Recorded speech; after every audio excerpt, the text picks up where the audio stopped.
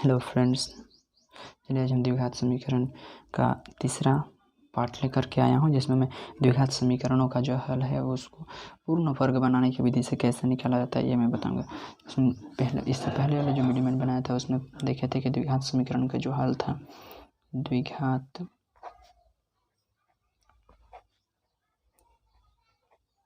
समीकरण का हल किस विधि से, गुणनखंड विधि से किस प्रकार से निकाला जाता है।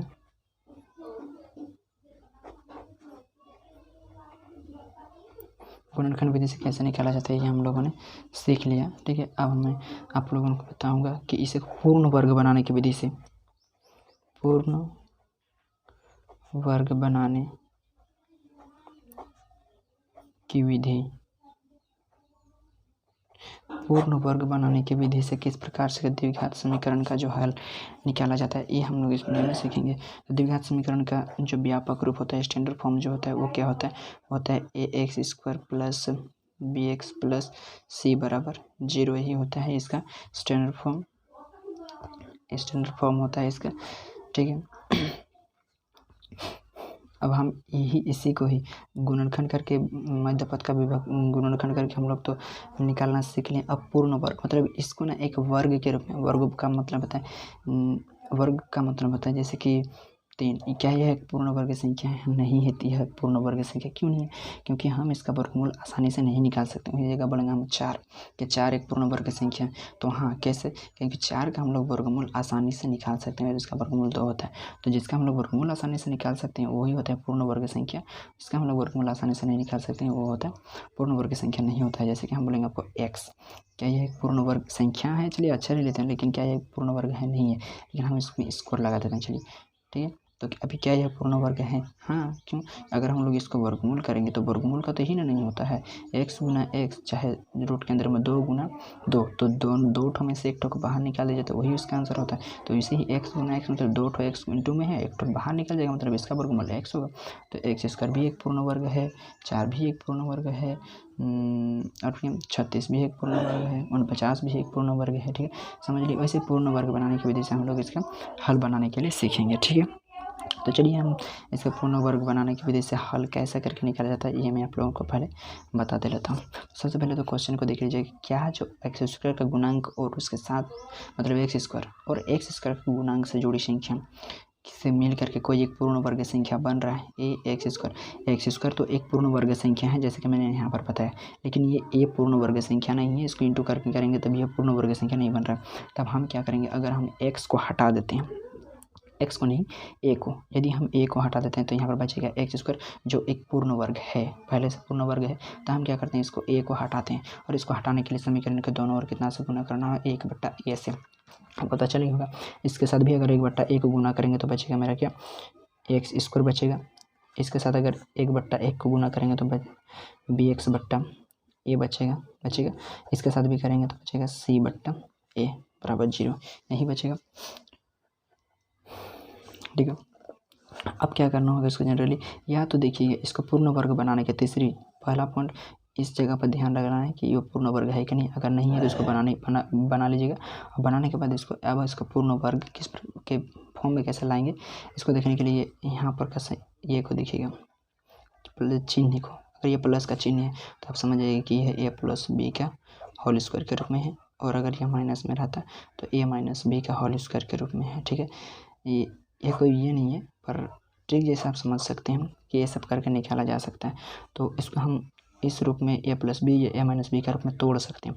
क्योंकि हम यहाँ पर प्लस चिन्ह का देख रहे हैं, माइनस चिन्ह का प्रयोग कहीं पर भी नहीं देखने की वजह से हम यहाँ पर a प्लस बी का होल स्क्वायर के रूप में इसको लिख सकते हैं। कैसे आप देखते हैं, इसको पूर्ण वर्ग के फॉर्म में लाएंगे, हाँ, लेकिन इसको हल करेंगे तो यही निकलना चाहिए।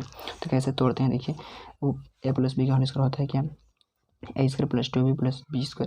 तो इसको पहले तोड़ लेते हैं। चलिए a² plus 2ab plus b², हाँ, लेकिन एक चीज़ और, b²।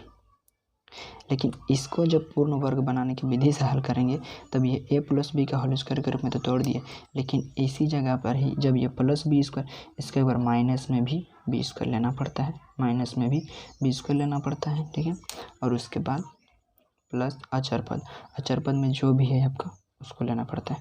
Square plus 2a plus B square minus B square plus अचर पद बराबर 0। इस रूप में इसको लेना पड़ेगा सबसे पहले तो। अब इसको यहाँ पर मान बैठाया जाता है। देखिए तो ये x square plus 2ab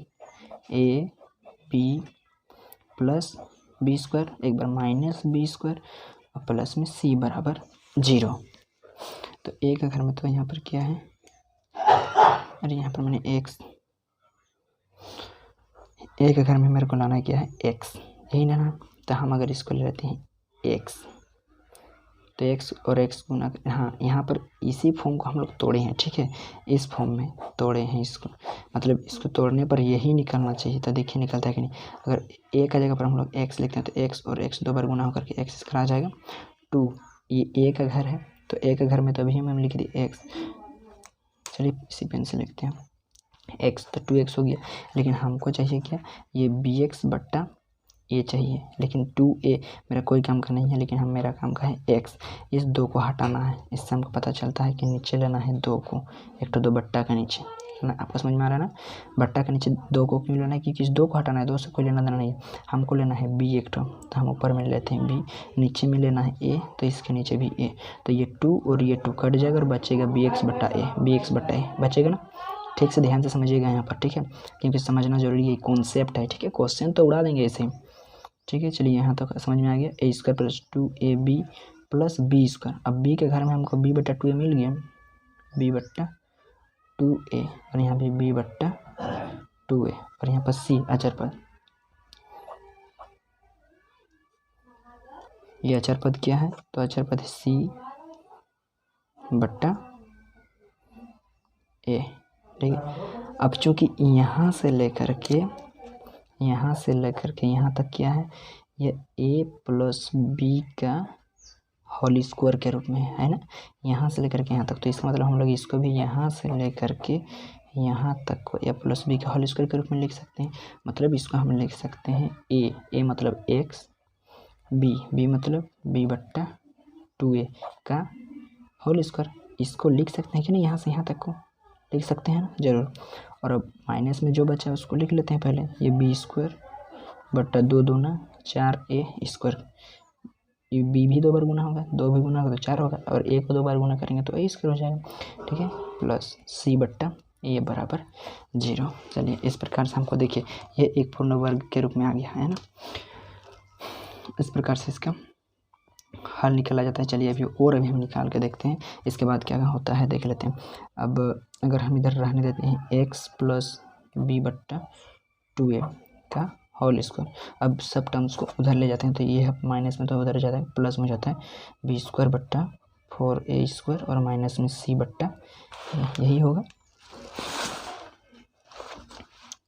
c बट्टा a। अब क्या करते हैं इसको, ये होता है देखिए x प्लस बी बट्टा 2a का होल स्क्वायर बराबर, अब क्या करेंगे, हाँ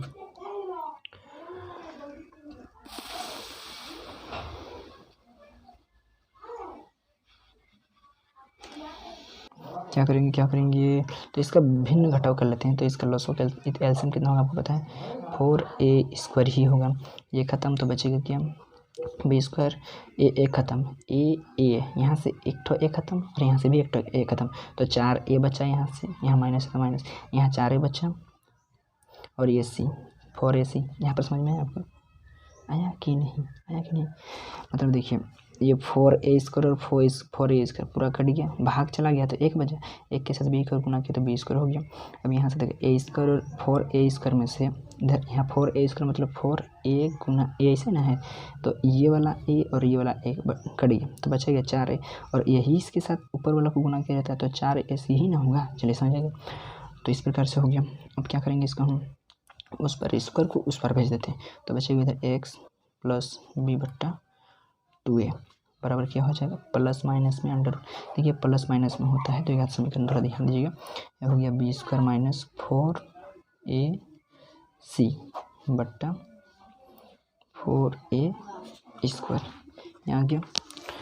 अब ये 4a स्क्वायर ये हम लोग का देखिए पूर्ण वर्ग है, तो इसको हम लोग हटा देते हैं, वर्गमूल निकाल देते हैं, तो इधर बचेगा क्या x प्लस बी बट्टा 2a बराबर प्लस माइनस में क्या हो जाएगा, ये अंडर रूट b² - 4ac बट्टा 4 का वर्गमूल 2 और a स्क्वायर का a। हुआ ना। अब चलिए इधर मैं हल करता हूँ।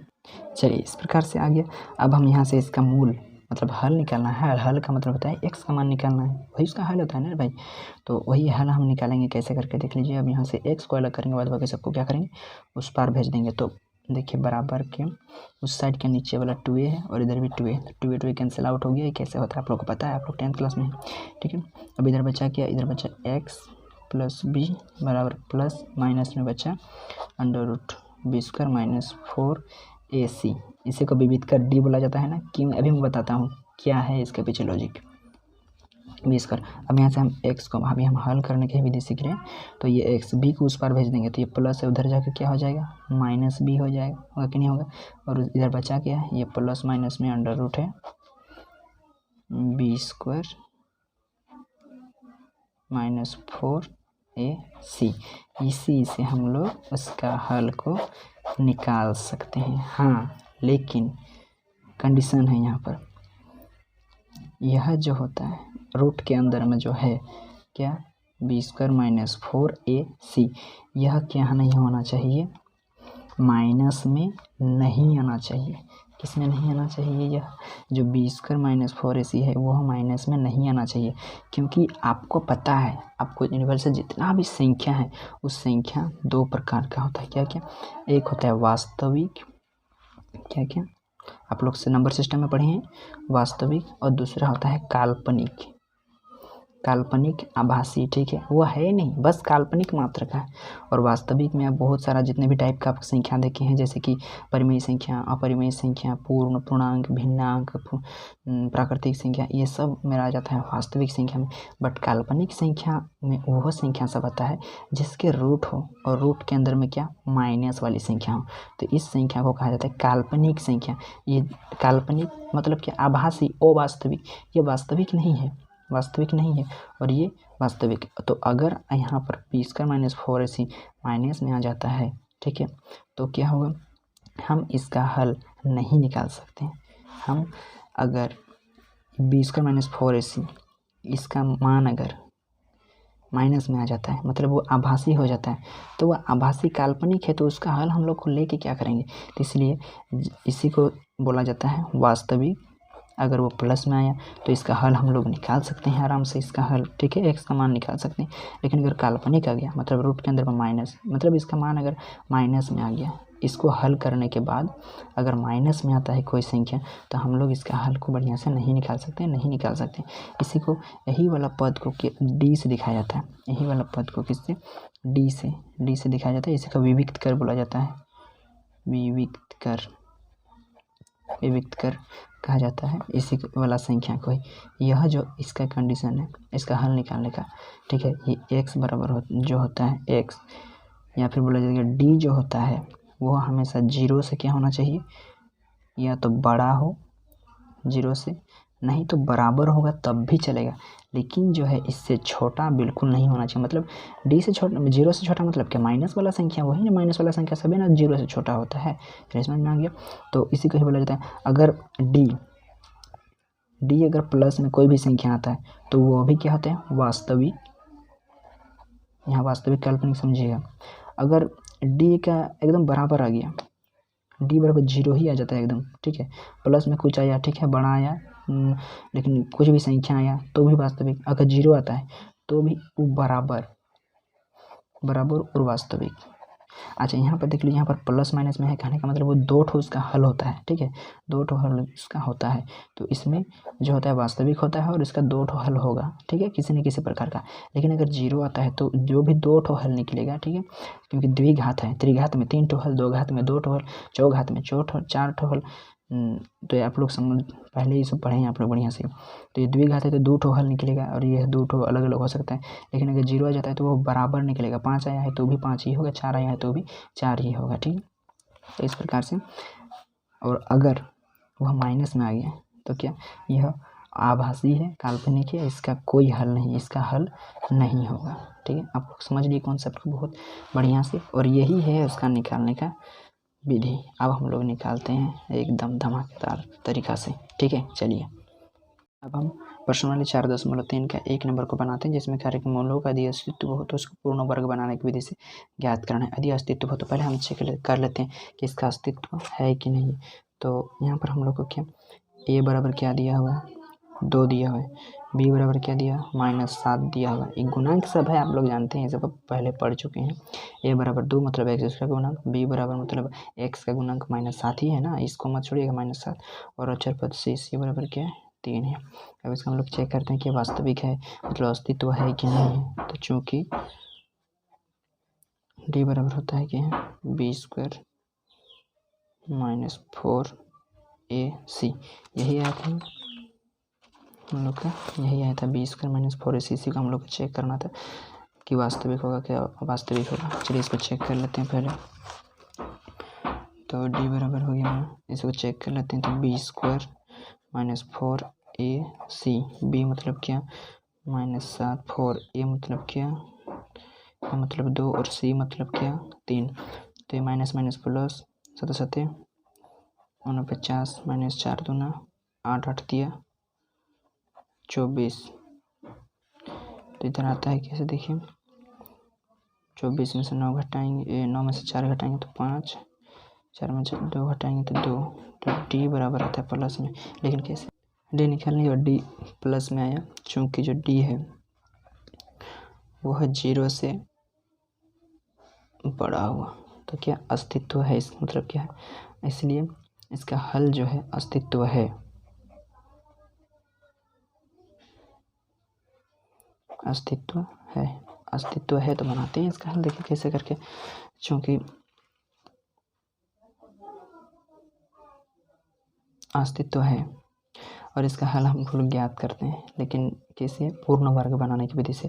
तो पूर्ण वर्ग बनाने की विधि से हल करते हैं। इधर है क्या 2x² -7x + 3 बराबर 0। सबसे पहले देखिए क्या ये पूर्ण वर्ग है, नहीं है, इसमें 2 गुना में है, पहले 2 को हटाना पड़ेगा। तो क्या हो जाएगा, ये गुना करेंगे 1/2 से, सभी पद को होने से ये 2 हट जाएगा। तो ये हो जाएगा x² -7/2 x प्लस, ये भी इसके साथ गुना होगा तो 3/2 होगा बराबर 0। सबके साथ 1/2 को गुना किए, ठीक है, बराबर 2।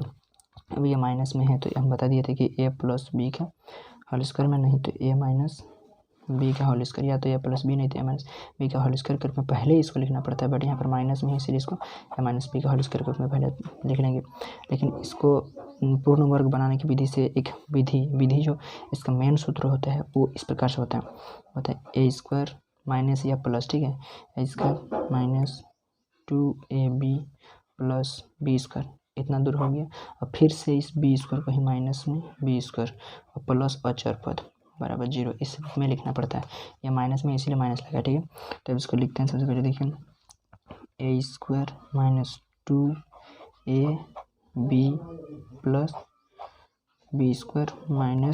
b² प्लस अचर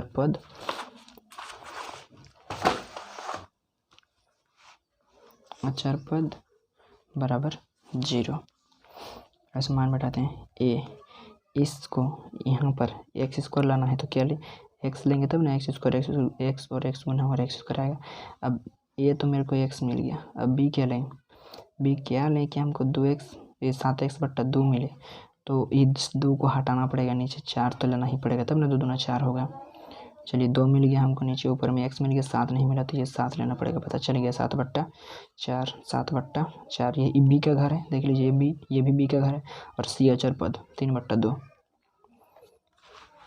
इसको हल करना क्या है, यहाँ से लेकर के यहाँ तक हमको मिल गया किसमें, a - b का होल स्क्वायर के रूप में। तो हम इसको लिख सकते हैं a मतलब x और b मतलब 7/4 का होल स्क्वायर। अब माइनस में 7 7 49, ये वाला बट्टा 4 चौके 16 प्लस 3/2 बराबर 0। इसको हल करते हैं, ठीक है। हल कैसे करते हैं देखिए, तो ये x - 7/4 का होल स्क्वायर बराबर इधर से हो जाएगा मेरा 16, और माइनस में बराबर है 49, 16 का 16, 49 49, और ये है प्लस में है तो ये माइनस में हो जाएगा। यहाँ पर थोड़ा मिस्टेक किया था मैंने, माइनस में हो जाएगा। 2 8 16 8 दिया 24, ठीक है। तो इधर बचा क्या, देख लीजिए x माइनस 7/4 का होल स्क्वायर बराबर ये 5 और ये 2/। चलिए अब इसको हल करते हैं, देखते हैं क्या आता है। तो आता है x माइनस 7/4 का होल स्क्वायर बराबर, घटाएंगे तो हो जाएगा ये 2/16। अब स्क्वायर को उस पर ले जाएंगे तो रूट हो जाएगा। चलिए ले जाते हैं x माइनस 7/4 बराबर प्लस भी और माइनस में भी 25/16। ये हो रहा है x माइनस 7/4 बराबर प्लस माइनस में 25 का 5 और 16 का 4, ठीक है। अब मैं x बराबर इसको करता हूँ तो x बराबर होता है, इसको उस पार भेज देंगे तो प्लस में 7/4 और प्लस माइनस 5/4। इसका मतलब x का मान 2 उठाएगा। देखिए किस प्रकार से, मतलब x बराबर ये 7/4 प्लस में भी लेना है एक बार 5/4 को, और x बराबर इस 7/4 के साथ माइनस में भी लेना है 5/4 को। इस प्रकार से हमको 2 इसका हल निकल जाएगा। देख लीजिए 4 4 का एलसीएम 4 होता है, 4 का 4 मतलब 7 + 5 मतलब क्या, ये 12/4, तो 4 का 4 4 दिया 12। इस प्रकार से x बराबर निकल गया मेरा 3, ठीक है।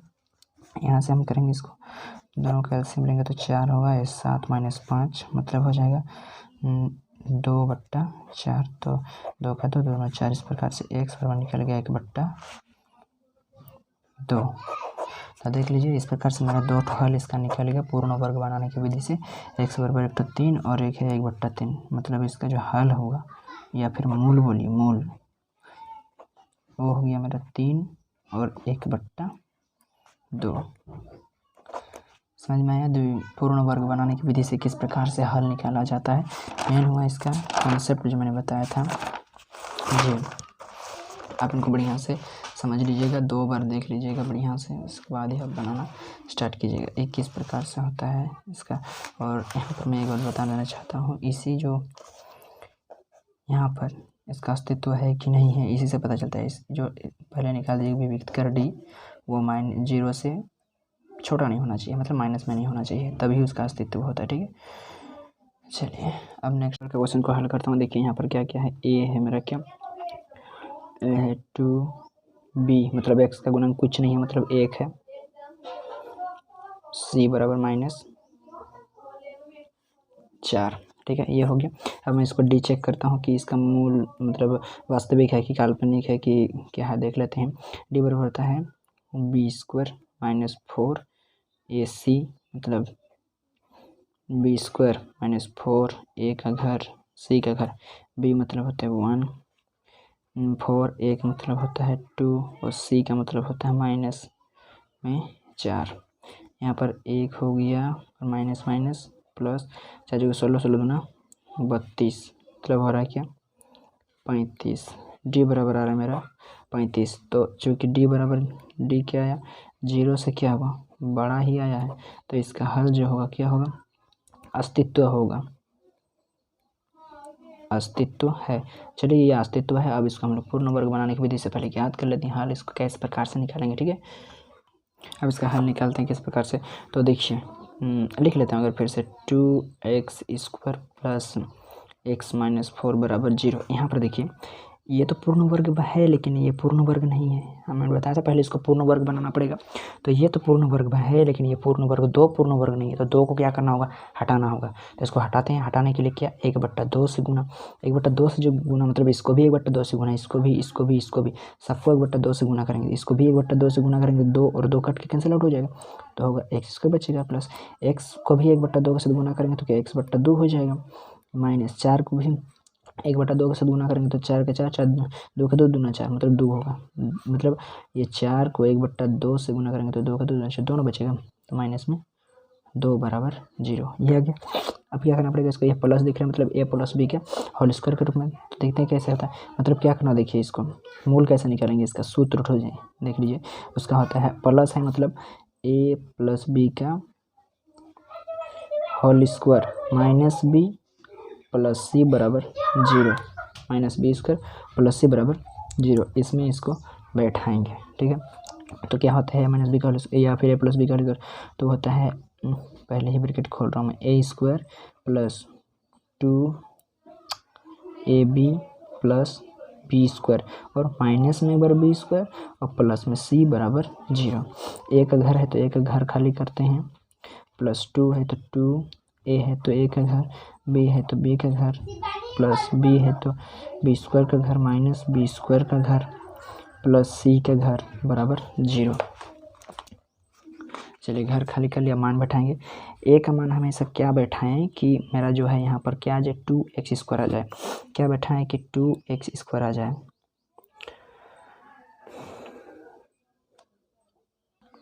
नहीं मतलब हमको x यहाँ पर क्या लें कि e वाला फॉर्म को हम लोग लाना है यहाँ पर, ठीक है, x में के जगह पर। तो यहाँ x को लेंगे तो क्या हो जाएगा, x और x स्क्वायर आ जाएगा, तो a स्क्वायर प्लस 2 a का घर है तो a का घर में आया x, तो x अब 2a हो गया। b क्या लें कि मेरा x बट्टा 2 बन जाएगा, x बट्टा 2, तो ये 2 को हमको ऊपर में हटाना है, मतलब नीचे में 2 को लेना है और x को रहने देना है। मतलब क्या करना होगा, देखो x बट्टा 2 लेना है, यहाँ 2 लेते हैं तो 2 कट के ख़त्म हो जा रहा है, तो 2 से नहीं मेरे को 4 लेना पड़ेगा, 4।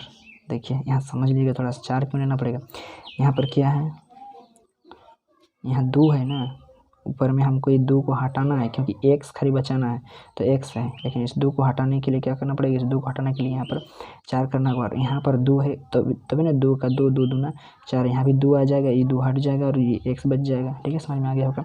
तो b के घर में मेरा क्या आया, ये 1/4 आएगा कि नहीं आएगा, देखिए 1/4, 2 का 2 2 दूना 4, मतलब x बट्टा 2, x बट्टा 2 है, ठीक है। तो b आया मेरा 1/4, 1/4 और c कितना है, c है -4, नहीं यहाँ क्या है c -4, ठीक है, ठीक है, इतना दूर समझ में आ गया आपको।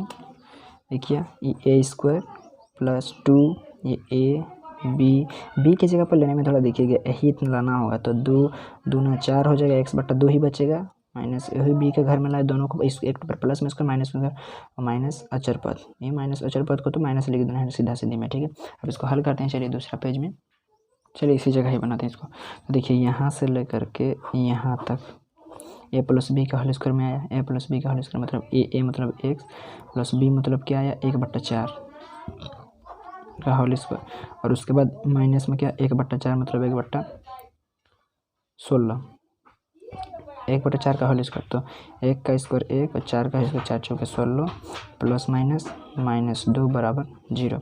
यहाँ पर से क्या होगा x प्लस 1/4 का होल स्क्वायर बराबर, सब उधर चला जाएगा तो प्लस में 1/16 और ये भी प्लस में 2 हो जाएगा, ठीक है। अब ये x प्लस 1/4 का होल स्क्वायर बराबर क्या होगा देख लीजिए, ये 1 हो जाएगा तो 16 हो जाएगा, ठीक है, 16 हो जाएगा और 16 हो जाएगा, 16 का 16 तो 1 का 1 प्लस 1 16 दूना। चलिए मैं इसको दूसरा पेज में बनाता हूँ।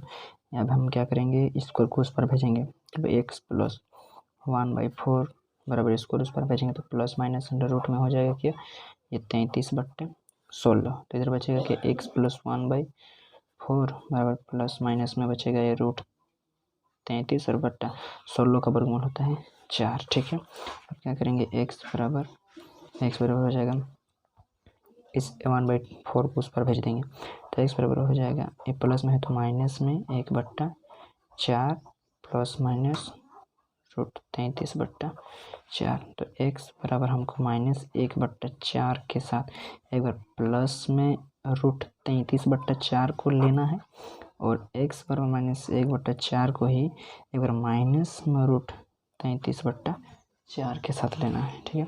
अब दोनों से हम हल निकालते हैं, देखिए तो इधर x बराबर दोनों का एलसीएम तो 4 ही होगा, तो -1 प्लस माइनस रूट 33, इससे ज़्यादा और इसको हल नहीं करना है।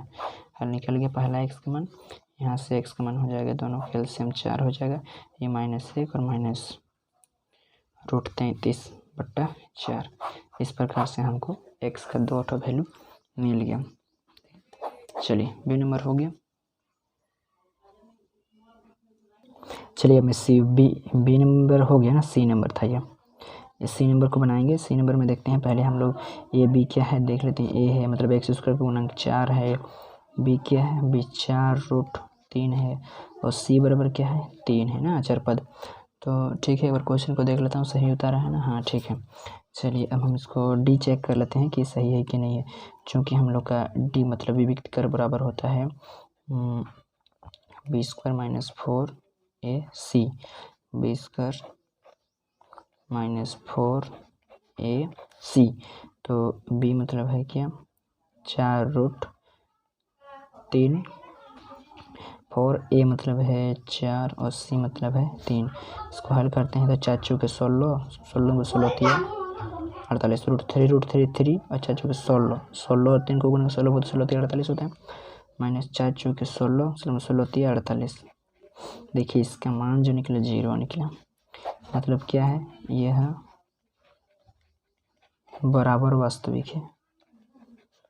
बराबर वास्तविक का मतलब होता है जो इसका मान निकलेगा ना x बराबर, इसका दोनों का सेम ही निकलेगा। ठीक है, अभी निकाल के देखते हैं कैसे निकलता है। चलिए एक बार मैं लिख लेता हूँ फिर से समीकरण को। यहाँ पर द्विघात समीकरण जो दिया हुआ है 4x² + 4√3x + 3 बराबर 0। वही प्लस में है तो क्या करना है, इसको या प्लस बी का होल स्क्वायर को बैठाना है, तो वहाँ पर लेना पड़ेगा क्या a² + 2ab + b², एक बार माइनस में b² प्लस अचर पद बराबर 0, यही लेना पड़ता है, आपको पता है। अब बोलेंगे कि यहाँ पर हम लोग किसी से गुना क्यों नहीं किए, तो देखिए यहाँ पर जो ये है यह पूर्ण वर्ग में है, 4x² पूर्ण वर्ग में है, कैसे बोलिए, तो 4 का वर्गमूल होगा 2 और x² का वर्गमूल होगा x, तो एक अगर में हम 2x लिख सकते हैं कि नहीं लिख सकते हैं, इसलिए मैंने किसी से गुना नहीं किया। ठीक, यह पूर्ण वर्ग के रूप में है। अब घर खाली करते हैं। चलिए ये हो गया a² +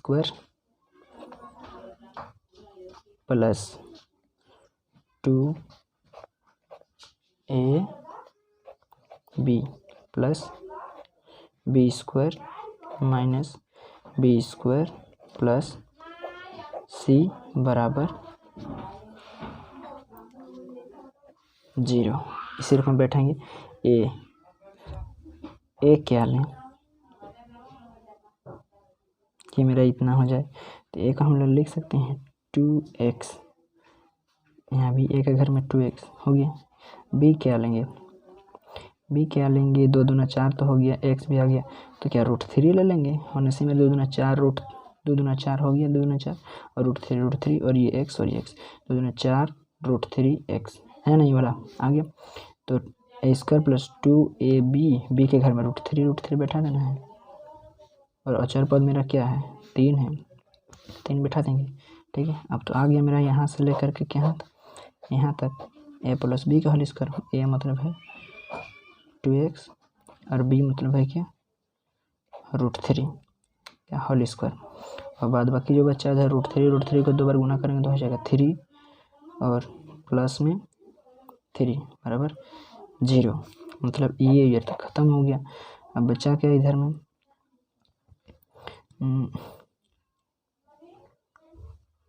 2x + √3 का होल स्क्वायर बराबर 0। चलिए इसको हल करते हैं। अब हम क्या बचेगा इधर 2x + √3, तो स्क्वायर को उस बार भेजेंगे तो क्या हो जाएगा मेरा, ये प्लस माइनस में रूट हो जाएगा, पर 0 का वर्गमूल कितना होता है 0 ही ना होगा, मतलब ये 2x बराबर क्या है 0, तो 0 ही होगा, मतलब इसको उधर भेजेंगे तो -√3, 0 का प्लस माइनस नहीं होता है, इसको नहीं करेंगे तब भी कुछ नहीं होगा। तो x बराबर हो जाएगा क्या मेरा -√3/2 और x बराबर हो जाएगा -√3/2, क्योंकि इसका जो हल होता है, क्योंकि इसका विविध कर जो निकला है मेरा विविध कर d ये देखिए डी 0 निकला है, मतलब बराबर वास्तविक, मतलब x का मान दोनों सेम होगा, इसलिए मेरा यहाँ पर x का मान -3/2 और -3/2। अरे 3 कहाँ से यार, √3/2 और -√3/2 ले लिया है। ठीक है, समझ में आ गया, हो गया। चलिए मैं डी नंबर को बनाता हूँ। डी नंबर को किस प्रकार से बनाएंगे, वही सबसे पहले ए बी क्या है, ए बराबर है 2, बी बराबर है 1 और सी बराबर है 4 ही है। अब हम डी चेक करते हैं, चूँकि डी बराबर होता है b² - 4ac, मतलब b² - 4ac, b है 1, 4a कितना है 2 और c कितना है 4, मतलब 1 - 4 16 दूना 32, मतलब ये देखिए माइनस में आया कितना 31, मतलब डी जो है क्या है, छोटा है 0 से, अतः इसका हल अस्तित्व नहीं है, इसका हल अस्तित्व नहीं है। क्यों, क्योंकि यह डी जो है क्या हो गया 0 से छोटा हो गया, माइनस में या मतलब छोटा हो गया। ठीक है, अब चलिए 2 नंबर 3 नंबर 4 नंबर हम नेक्स्ट वीडियो में बनाएंगे। ठीक है, चलिए मिलते हैं नेक्स्ट वीडियो में। पसंद आया तो सब्सक्राइब और लाइक ज़रूर कर दें। ठीक है, धन्यवाद।